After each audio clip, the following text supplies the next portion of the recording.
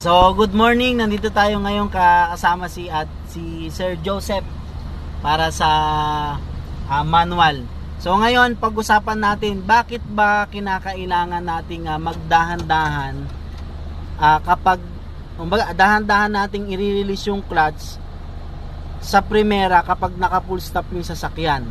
Bakit po ba? Pakita muna natin yung sample. So habang nakahinto yung sasakyan, ipapasok sa primera ni Sir Joseph. Yan.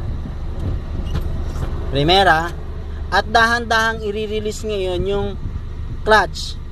Kasi habang nakahinto yung sasakyan, no? Dahan-dahan niya.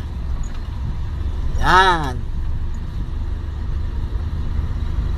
So bakit nga ba ganun?